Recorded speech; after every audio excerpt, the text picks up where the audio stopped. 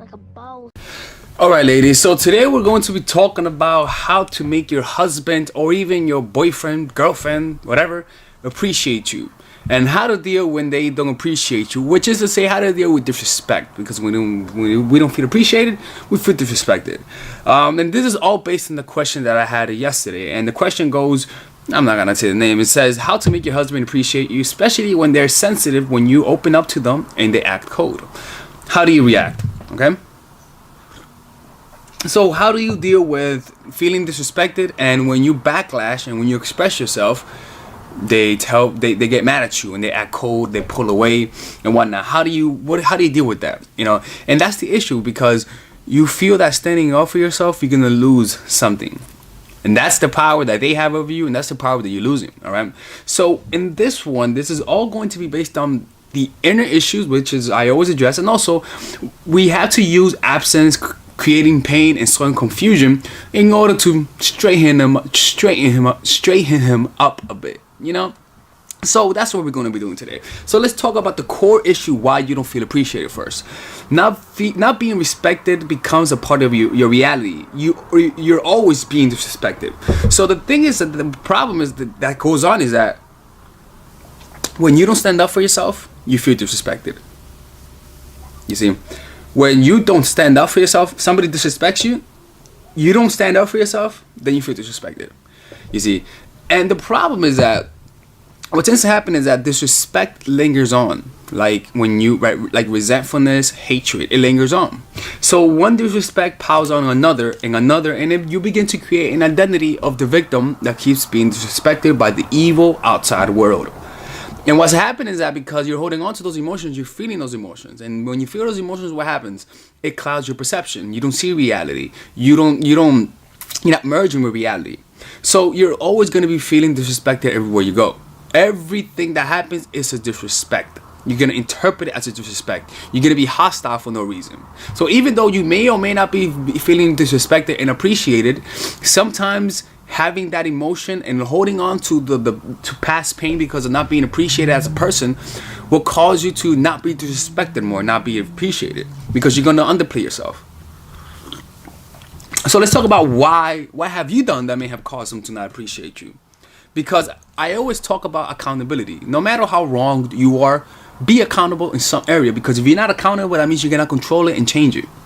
So the first thing is conformity leads to content.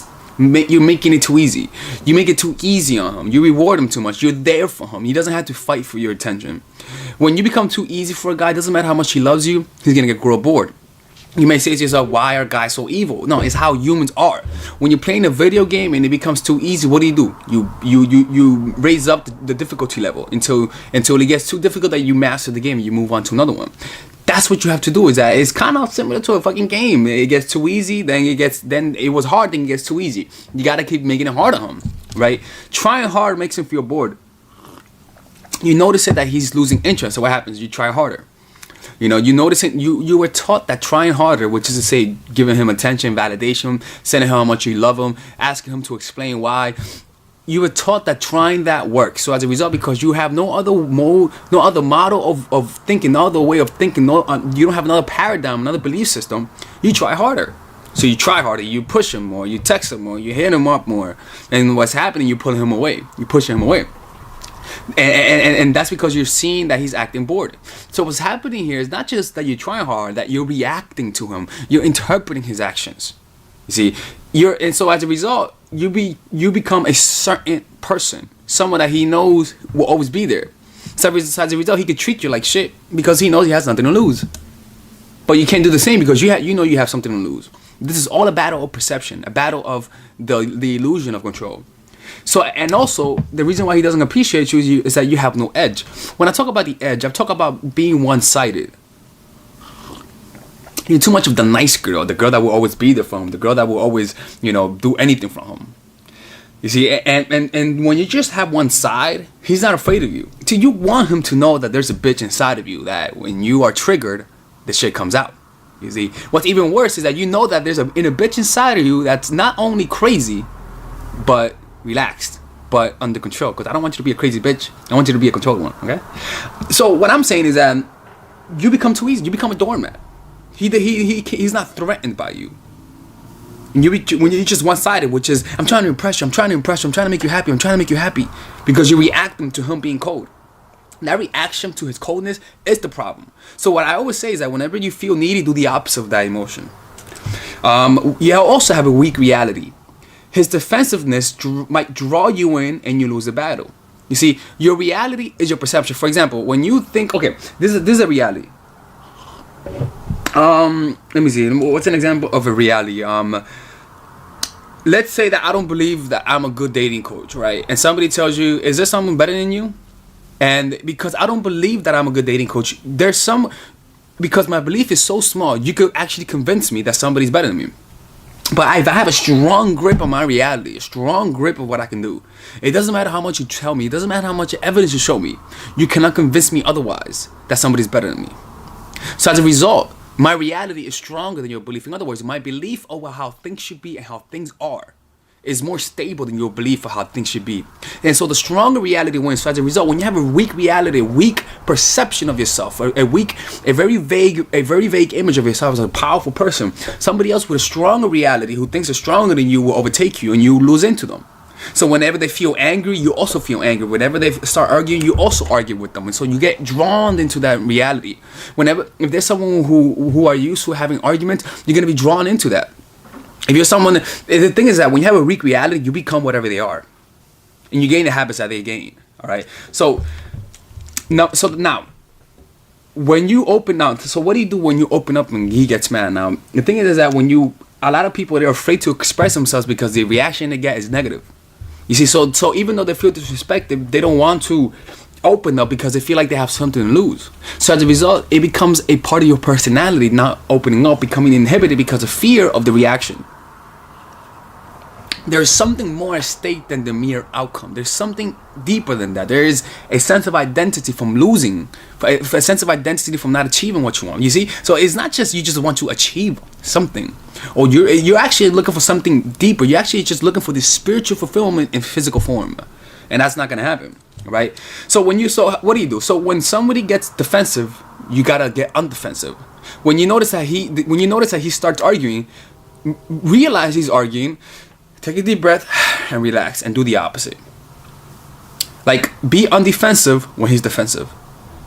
Don't even try to defend your point. Listen to him. Because it doesn't matter when someone's defensive, it doesn't matter what you tell him. You cannot argue with someone who's defensive. Like, it's one thing talking to someone, discussing with someone who's open-minded and literally open to your points, but it's another thing talking to someone who's convinced about what they're telling you and that they're trying to convince you. That's a battle you cannot win. So what's the best thing you can do? Be undefensive. Lead by example. But if you have a weak reality, you're going to feel threatened. So as a result, you're going to try to convince him that what he's thinking is wrong. But when you have a certainty, when you believe in yourself, you don't care what he believes. The only thing that matters is what you believe, because that's what matters in your life.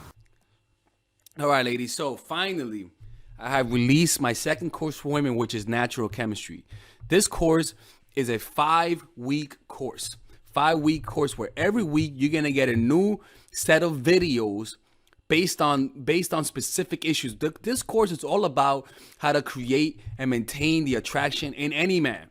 This will help you create love. This will help you deepen the love with your man. This is not about manipulation. This is not about playing games. This is genuine, natural chemistry. No more short-term partners, no more being fooled. Why? Because I will reveal to you not only how to create attraction in the first week, but also how to understand male nature, how to understand their tricks, how to prevent from being too attached, signs that he's the wrong guy, signs that he's a narcissist, signs that he's a mama's boy, signs that he's an emotionally available guy, emotionally unavailable guy.